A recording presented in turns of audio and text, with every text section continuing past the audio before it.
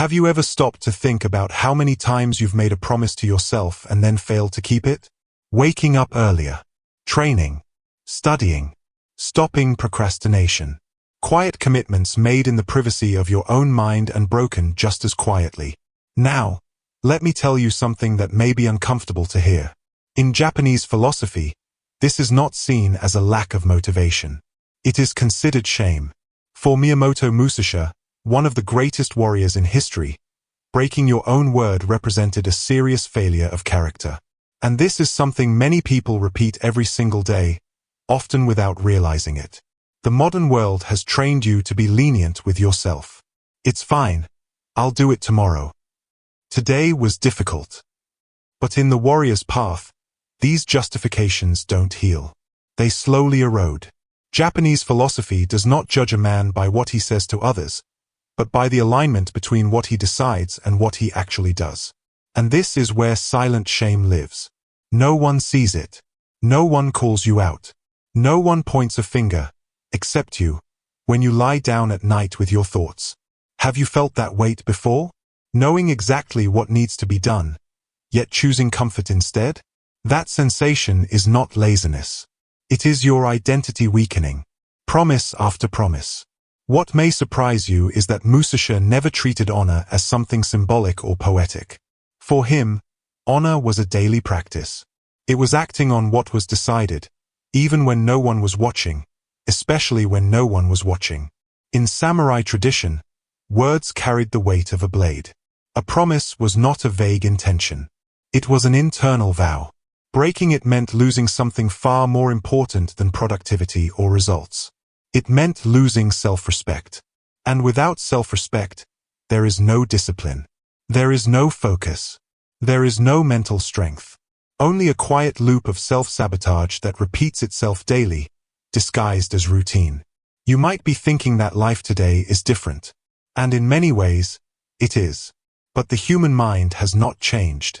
The brain still seeks comfort, still negotiates with discomfort, still looks for ways to avoid effort. The difference is that Musashi trained his spirit to refuse negotiation with weakness. He understood that every small concession created a weaker version of himself the next day. And every promise kept, no matter how minor, forged a stronger spirit. Stay with me until the end, because you're about to understand why so many people feel lost, without consistency or direction, even while consuming endless content about discipline and self-improvement. The issue is not a lack of knowledge. It is the repeated habit of breaking your own word.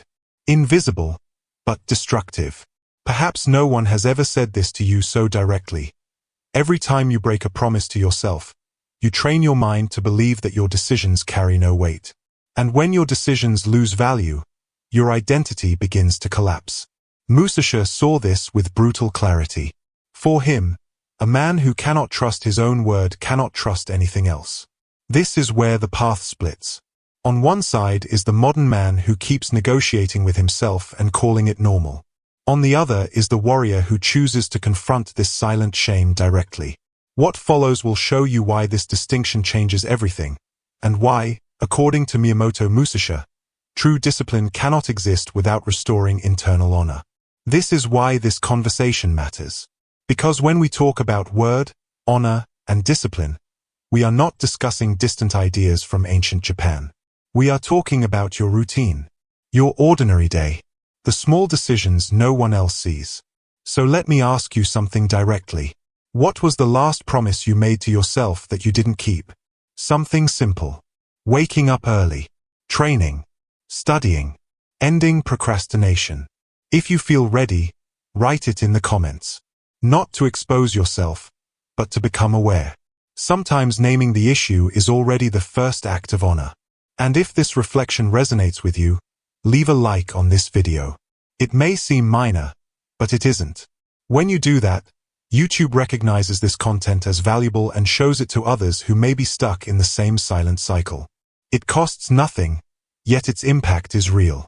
In the same way, if you want to continue developing your mind with content like this, subscribe to the channel, not out of habit, but as a deliberate choice.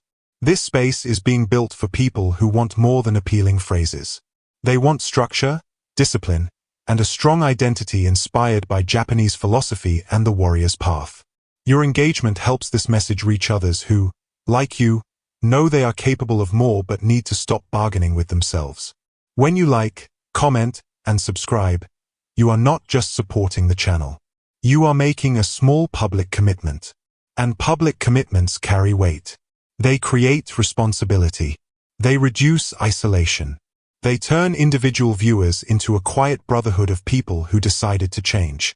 Now that this is clear, now that you understand how breaking your own word goes far beyond motivation, a deeper question remains. Because Miyamoto Musashi didn't just expose the shame. He offered a way to restore internal honor. And that is what we need to explore next. The modern world calls this a lack of motivation. It uses that word as an emotional anesthetic, something that softens the discomfort of inaction. But in Japanese philosophy, this explanation never existed. Musashi did not speak of motivation. He spoke of honor. For him, when a man decides something and fails to act, it does not reveal fatigue. It reveals dishonor. And this truth is uncomfortable because it removes all external excuses. Responsibility turns inward, where it cannot be escaped. Modern thinking teaches that failing yourself is acceptable, that there is always a reason, bad days, hard phases, difficult circumstances. But Musashi saw through these justifications. He understood that each unfulfilled decision weakens something invisible yet essential: character. It is not one major failure that destroys a man. It is the accumulation of small daily compromises. Promising and postponing. Deciding and negotiating. Knowing what must be done and choosing what feels easy instead. This perspective changes everything.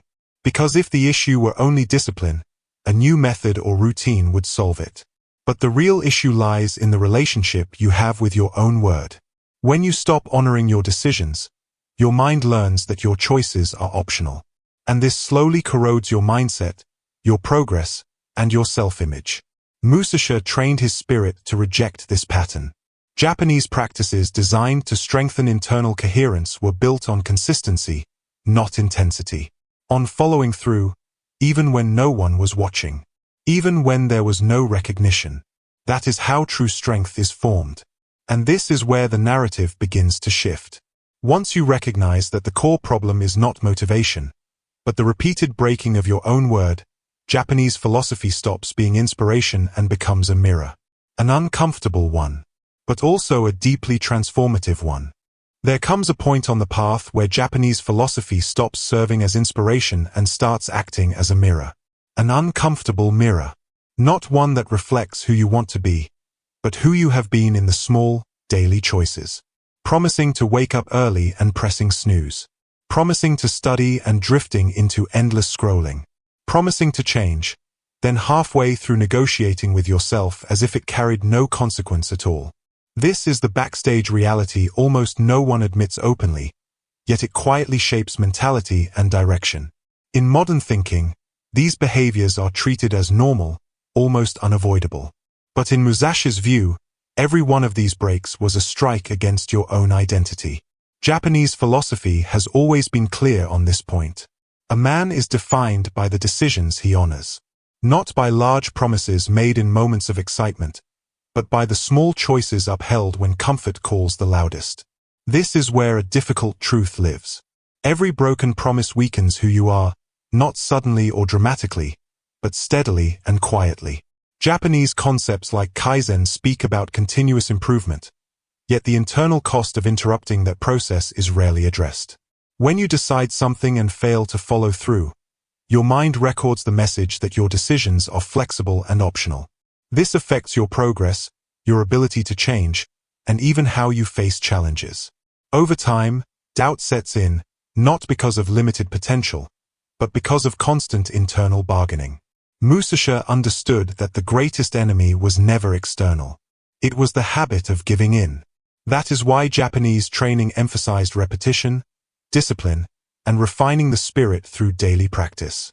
Not to reach perfection, but to eliminate contradiction between decision and action.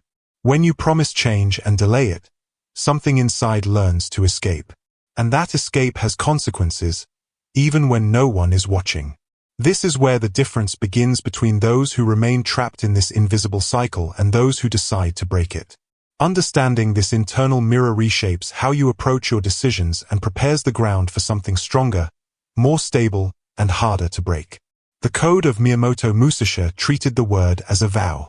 Musashi did not view promises as emotional gestures or symbolic intentions. For him, the word given to oneself was a vow, an internal commitment that required no witnesses because the strictest judgment came from within. This is one of the deepest principles in Japanese philosophy. Honor does not depend on opinion, applause, recognition, or validation. Honor is internal alignment. It is doing what was decided, even when no one is watching, and especially when retreat would be easier. In the samurai mindset, strength was not measured only by skill with a blade, but by the firmness of character. That is why the statement feels harsh but accurate. A man without his word is a man without a blade. Without direction. Without real influence over his own path. Musashi understood that each fulfilled decision sharpened the spirit, while each broken promise dulled the mind, not instantly, but gradually, behind the scenes of daily life. Japanese disciplines like shugyo, the rigorous training of body and mind, existed to align action with decision. It was not only about enduring physical difficulty, but about removing inner inconsistency. When you say you will act and you follow through, you send a clear message to yourself: my decisions matter. This reshapes mentality, strengthens identity, and changes how you face obstacles, sacrifices, and responsibility. When you fail to follow through, the effect is just as real, even if invisible. Your mind learns that your words can be renegotiated. This is a truth few are willing to confront. It is not a lack of talent or opportunity that blocks change. It is the repeated breaking of this silent vow. Japanese philosophy has always been practical and direct. It does not ask how you feel about your decisions. It observes whether you honor them. That is how character is built, or eroded, every single day. When the word regains its weight, something begins to reorganize internally. Discipline, consistency, and mental strength stop depending on motivation and start resting on alignment. This leads directly to the true enemy, the mind that seeks comfort. There is an adversary few people name, yet it appears in every broken decision. It does not shout or threaten. It whispers. It is the brain searching for comfort. Japanese philosophy treated this enemy seriously because it is the most deceptive of all. It is invisible, internal, and operates quietly, shaping choices that seem harmless but carry lasting consequences. This enemy follows a simple pattern. First, it negotiates, claiming today is an exception and tomorrow will compensate.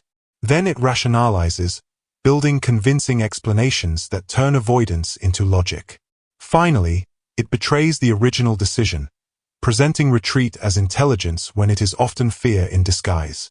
This sequence happens quickly, which is why most people do not even realize they are undermining themselves. Musashi saw this clearly.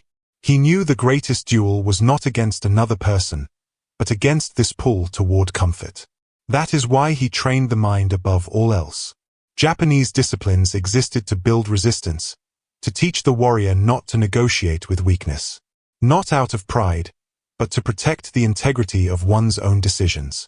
Each time comfort wins, something subtle happens. Expectations lower. Decisions lose weight. And over time, a hidden truth emerges.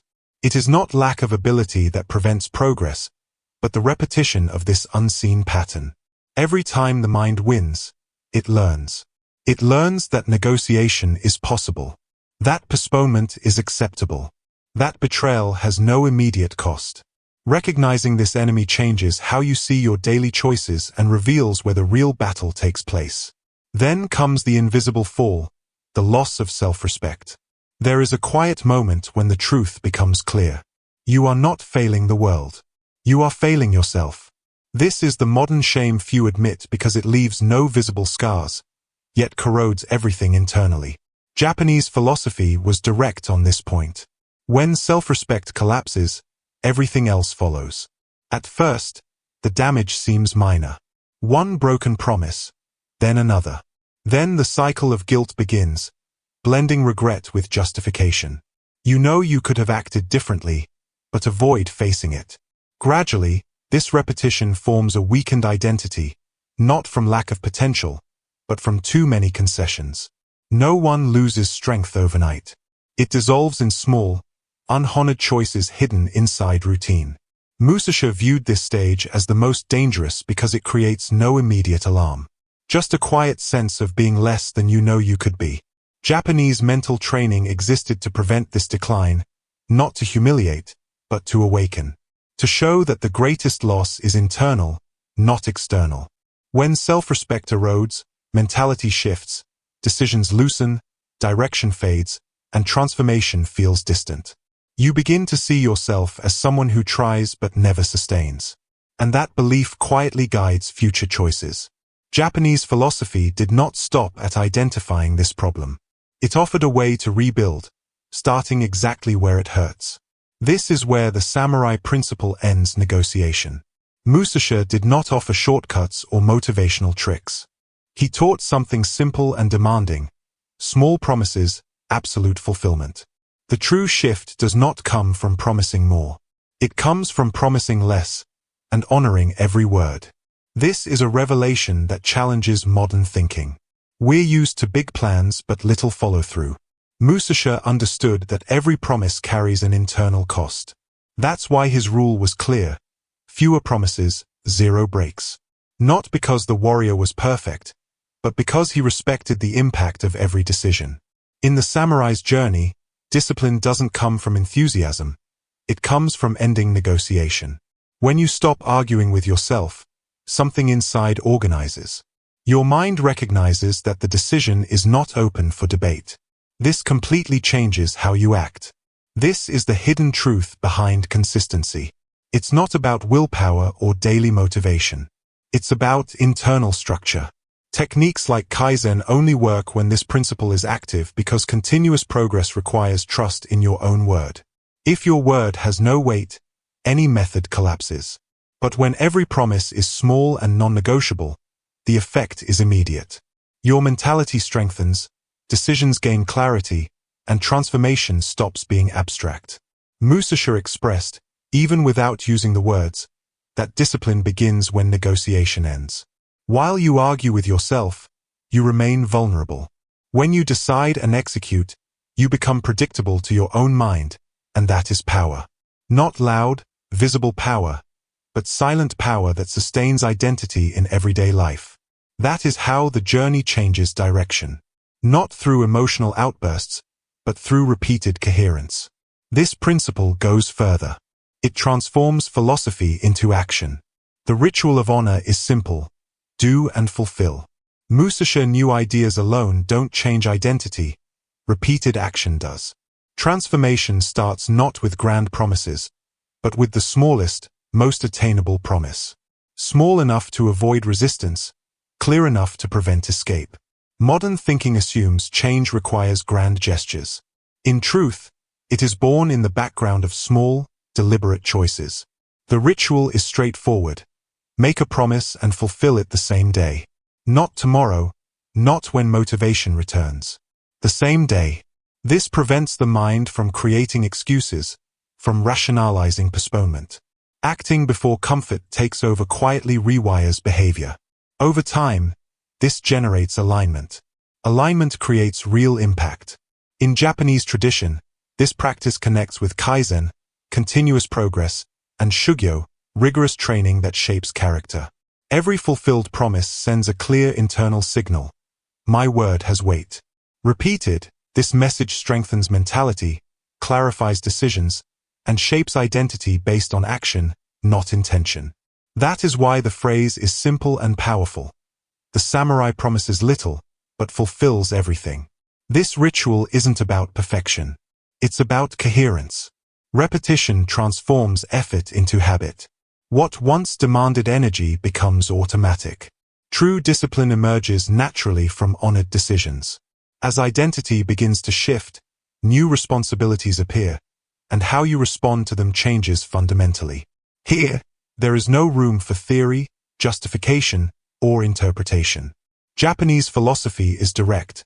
Stop breaking promises, not as advice, but as an internal order. Every broken promise diminishes you. Your mindset adjusts downward. Your identity shrinks. You begin to live beneath your potential. Musashi didn't present honor as abstract. Honor is action aligned with decision. You either live by it or live without internal honor. There is no middle ground.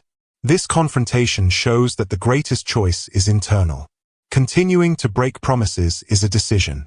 Stopping is another. Both shape who you become. Modern culture softens this choice, offering excuses. It's okay to fail yourself. No one is perfect. You'll try again tomorrow. Japanese philosophy never cushions the ego. It refines character. Character is formed by deciding who controls your choices. If comfort does, the outcome is predictable. If your word does, alignment quietly emerges. This isn't about becoming someone new overnight. It's about stopping fragmentation. Stop saying one thing and doing another. Living without internal honor doesn't hurt immediately but exacts a long-term price. Lost direction, constant doubt, the feeling of always starting without sustaining. Musashi saw this as the greatest defeat. This internal decision also opens the door to reconstruction. Repeating small, honored choices restores the weight of your word and clarity to your decisions. Transformation stops being desire. It becomes structure. The warrior's seal is the word, sharper than the sword. True strength lies in coherence between decision and action. Without it, skill is fragile. Real transformation occurs backstage, in the small choices made when no one is watching. Japanese techniques, kaizen, shugyo, the samurai path, emphasize conscious repetition. Character is built through sustained alignment. Many seek results without structure, but Musashi knew that when the word loses value, everything collapses. Decisions weaken. Identity fragments. Restoring the weight of your word is not a moral suggestion. It is a practical foundation. It separates those who start from those who continue, those who try from those who sustain. Each honored choice strengthens mentality. Each coherent action deepens transformation. This path requires presence and responsibility, not perfection. This signature practice isn't a conclusion, it's a milestone. From here, every choice sharpens old habits, dismantles automatic patterns, and builds a conscious, solid identity. If you've followed this far, it's because this reflection resonated, not as fleeting motivation, but as a deeper approach to how you honor your word. To continue exploring this philosophy, subscribe to the channel. These teachings are designed for lasting transformation, not temporary inspiration. To mark this moment, leave a comment, "My word has weight." This is not symbolic, it's a silent commitment to yourself. If this journey has connected with you, leave a like. It helps these ideas reach others seeking clarity, structure, and internal coherence. There's also a video here that complements this path perfectly. Click and continue the journey.